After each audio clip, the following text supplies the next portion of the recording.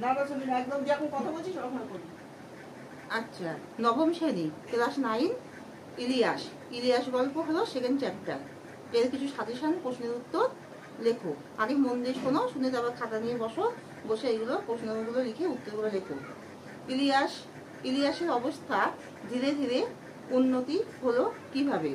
ইলিয়াস এবং তার স্ত্রীর অবস্থা প্রথমে ভালো ছিল না। প্রথমে তাদের অবস্থা খারাপ ছিল। তারা প্রথমে গরিব ছিল, কিন্তু ইলিয়াস কঠোর পরিশ্রম করে ও তার স্ত্রী অধ্যাবসায়।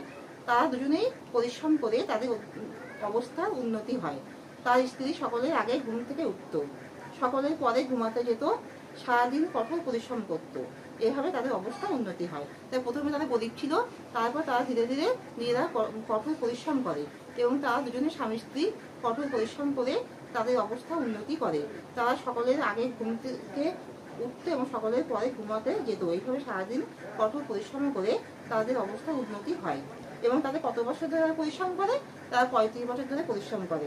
35 বছরের পরিশ্রমে ইলিয়াসের কি কি সম্পত্তি বানিয়েছিল? ইলিয়াস 35 বছরের পরিশ্রমে প্রচুর সম্পত্তি বানিয়েছিল। তোমরা লিখো। তার 200 ঘোড়া, 150 গরু, মেষ, 1200 ভেড়া। 200 ঘোড়া, 150টা গরু, মেষ, 1200টা ভেড়া তাদের হয়েছিল। আর গরু ঘোড়া দেখাশোনা করার জন্য ভাড়াটে মজুর ছিল। গরু ঘোড়া দেখাশোনা করার জন্য আবার ভাড়াটে মজুর রেখেছিল। দুধ দেওয়ার জন্য কুমিশ, মাখন পনির তৈরি করার জন্য আলাদা মজুরানি ছিল।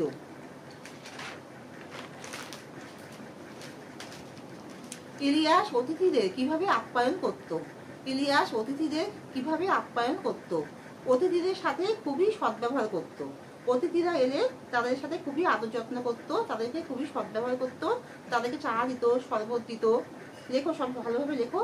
তাদের সাথে খুবই সদ্ব্যবহার করত, তাদেরকে খুবই আপ্যায়ন করত, তাদেরকে চা দিত, শরবত দিত, কুমিশ দিত, মাংস খেতে দিত। চা দিত, শরবত দিত, কুমিশ দিত, মাংস খেতে দিত, পানীয় ভোজ্য তৈরি করা থাকতো। তার সাথে পানীয় আর ভোজ্য তৈরি করা থাকতো। অতিথি এলে ভেড়া বা ঘটকি মানে হচ্ছে ঘোড়া, ভেড়া বা ঘটকি কাটা হতো। ইলিয়াসের বৃদ্ধ বয়সে কি সম্বল ছিল? ইলিয়াসের বৃদ্ধ বয়সে সে আবার গরিব হয়ে গেছিল। সে বৃদ্ধ বয়সে তার সম্বল ছিল একটা বোচকা। তার বৃদ্ধ বয়সে সম্বল ছিল একটা বোচকা এবং তাতে ছিল লোমের তৈরি কোট, টুপি, জুতো, বুট। তাতে ছিল, লেখো, লোমের তৈরি কোট, টুপি, জুতো, বুট, আর সঙ্গে সে তার স্ত্রী তার সাথে থাকতো। ইলিয়াস যখন ধনী ছিল তাদের তখন শান্তি ছিল না। কেন? তখন তাদের দায়িত্ব ও প্রতিপত্তি ছিল প্রচুর। তাদের এতটাই দায়িত্ব কর্তব্য ছিল, এতটাই প্রতিপত্তি ছিল যে তারা একসাথে সময় কাটানোর কোনো সময় ছিল না। তারা একসাথে সময় কাটাতে পারতো না, কারণ তারা সবসময় তাদের দায়িত্বের মধ্যে তাদের সময়টাকে নির্ধারিত থাকতো। সবসময় তাদের দায়িত্ব আর তাদের প্রতিপত্তির মধ্যে ব্যস্ত থাকতো। তারা একসাথে সময় কাটাতে পারতো না। নিজেদের মধ্যে কথা বলারও তাদের ভালোভাবে সময় ছিল না। তারা ভালোভাবে ভাবতে পারতো না কিছুই। ঈশ্বরের প্রতি তাদের প্রার্থনা করার সময় ছিল না। তারা নিজেদের মধ্যে ভালোভাবে কথা বলতে পারতো না। তাদের এতটাই দায়িত্ব কর্তব্য ছিল, নিজেরা ভালোভাবে কথা বলতে পারতো না, ভালোভাবে কিছু ভাবতে পারতো না, ঈশ্বরের প্রতি প্রার্থনা করারও সময় ছিল না। তাদের শুধু দুশ্চিন্তা ছিল। তাদের কিসের দুশ্চিন্তা ছিল? তারা কিভাবে অতিথিদের আপ্যায়ন করবে।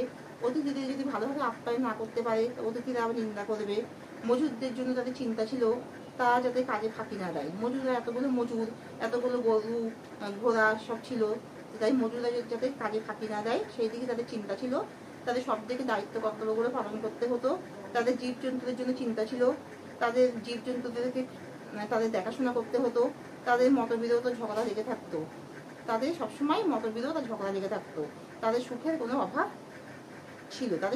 অভাব ছিল, অর্থাৎ তারা শান্তিতে ঠিকভাবে ভাবনা চিন্তা করতে পারতো না, কথা বলতে পারতো না, তাদের সুখের অভাব ছিল। পরে ইলিয়াস ও তার স্ত্রী কিভাবে দিন যাপন করত? পরে ইলিয়াস ও তার স্ত্রী আগের মতোই ধনী। ইলিয়াস আগের মতো ধনী ছিল না। বিশাল বিলাসবহুল জীবনে থেকে সে আবার গরিব হয়ে গেল।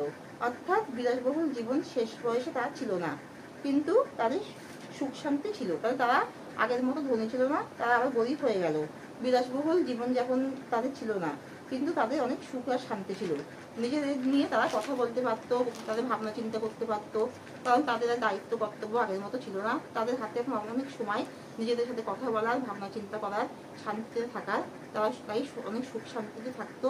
তারা প্রভুর সেবা করতো ও প্রভুর প্রতি তারা সেবা করতো ও নিজেরা পরিশ্রম করে তারা কিছু পরিশ্রম করতো, কিন্তু তাদের অনেক সময় ছিল। আগের মতন আর অত পরিশ্রম আর দায়িত্ব তাদের ছিল না। তারা প্রভু সেবা করতো ও সৌম্য করে তাদের অনেক সময় ছিল। নিজেদের মধ্যে কথা বলতো এবং মনের কথা শোনার সময় ছিল। আগের মতো কর্তব্য দায়িত্ব দুশ্চিন্তা থেকে তারা এখন মুক্ত। তারা এখন সব দুশ্চিন্তা থেকে মুক্ত। তাদের খাবার ও বস্ত্র জুটে যাচ্ছিল। তাদের খাবার ও বস্ত্র জুটে যাচ্ছিল। তাদের এখন খাবার ও বস্ত্রেরও কোনো অসুবিধা হচ্ছে না, কারণ প্রভু তাদেরকে সবই খাবার ও বস্ত্রের ব্যবস্থা করছে। তারা প্রভু কাজ করে দিচ্ছিল। তাদের ভগবানের কাছে প্রার্থনা করার সময় তারা পেয়ে গেল। তারা কাজে মনোনিবেশ দিত। তাদের বেঁচে থাকার জন্য তারা খাদ্য, বস্ত্র সবকিছু তাদের জুটে যাচ্ছিল। তাদের কোনো কিছুই অসুবিধা হচ্ছিল না, আর তারা সুখে শান্তিতে দিন কাটালো। বুঝতে পারছো তো? সব লিখেছো তো? তাহলে এখানে শেষ হলো।